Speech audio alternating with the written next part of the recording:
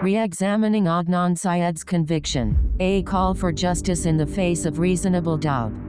The 1999 murder of Hae Min Lee and the subsequent conviction of her ex-boyfriend Adnan Syed have captured public attention for decades, raising important questions about fairness within the criminal justice system. Syed was convicted in 2000, largely based on the shifting testimony of his friend Jay Wilds and on cell phone tower records.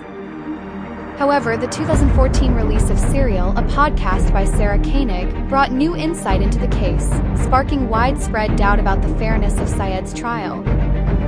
This analysis will examine the key evidence used against Syed, the inconsistencies in witness testimony, and the limitations of the prosecution's case.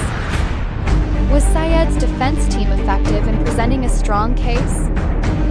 Was key evidence ignored? And did bias influence the outcome of the trial? Ultimately, I believe that if a conviction cannot be supported by consistent and reliable evidence, then true justice cannot be served. Key evidence in the Adnan Syed case: reliability under scrutiny. The prosecution's case against Syed hinged primarily on two sources of evidence: Jay Wilds' testimony and cell phone tower data. While they may appear compelling on the surface, both sources are fraught with uncertainties that cast doubt on their credibility. 1. Jay Wilds' testimony.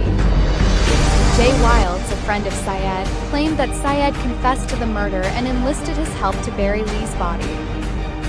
However, Wilds' account is riddled with inconsistencies, as he changed his story multiple times throughout the investigation. Key details, such as the timeline of events and his own level of involvement, have shifted, raising serious doubts about his reliability. In my view, Wilds' inconsistencies suggest a possibility of manipulation or pressure from law enforcement, especially given that he received a plea deal for his cooperation. If Wilds altered his story to fit the prosecution's narrative, then his testimony should not be considered reliable enough to convict anyone, let alone to put Syed behind bars. 2. Cell phone records. The prosecution also relied on cell phone tower data to place Syed near Leakin Park, where Lee's body was found. While this evidence may initially appear convincing, experts have pointed out that cell phone tower pings cannot pinpoint exact locations. These signals cover wide areas, meaning Syed's phone could have pinged from miles away. The prosecution's use of this data as if it were GPS tracking strikes me as deeply flawed. If this evidence can be so easily misinterpreted, how can we trust it to determine someone's fate? To me, it seems reckless to rely on imprecise technology for a conviction. Missing alibi evidence. Aisha McLean's testimony. One crucial piece of information that was not presented during the trial was the alibi provided by Aisha McLean. She claimed to have seen Syed at the library during the time of Lee's murder. If her testimony is accurate, it would directly challenge the prosecution's timeline. Yet, Syed's defense team failed to call her as a witness. This is one of the most troubling aspects of the case for me. A single alibi witness could have changed the outcome of the trial, casting doubt on Syed's alleged involvement.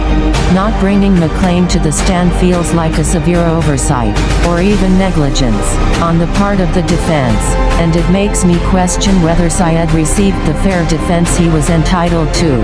Public reaction, divided opinions and persistent doubt. Since Serial aired, public opinion has been sharply divided.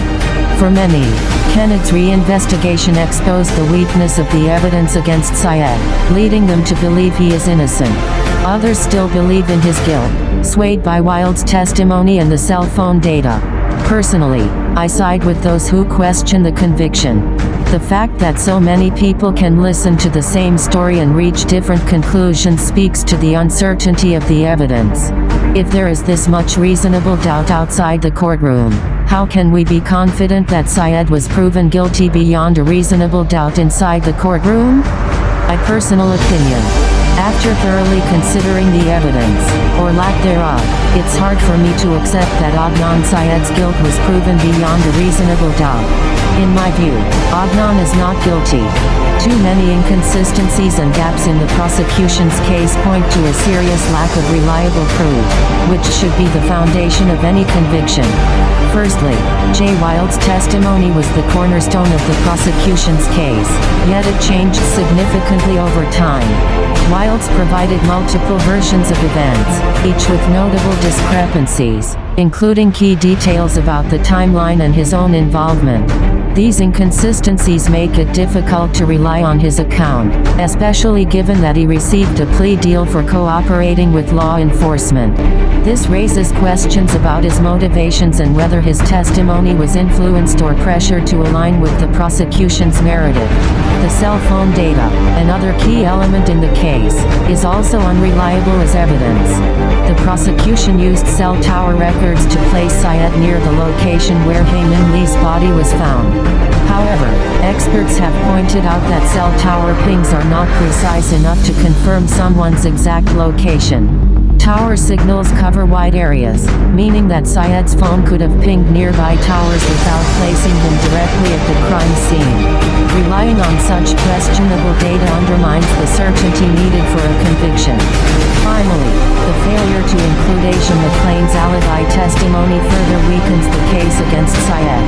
McLean stated she saw Syed at the library during the time of the murder, which could have introduced significant doubt about the prosecution's timeline. However, Syed's defense team failed to call her as a witness, which, in my opinion, shows a lack of diligence in ensuring a fair trial.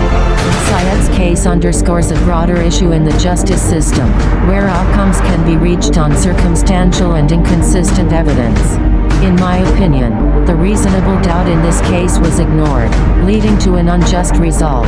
A conviction must be based on concrete proof, not speculation, and until such evidence is presented, I believe Adnan Syed should be presumed innocent.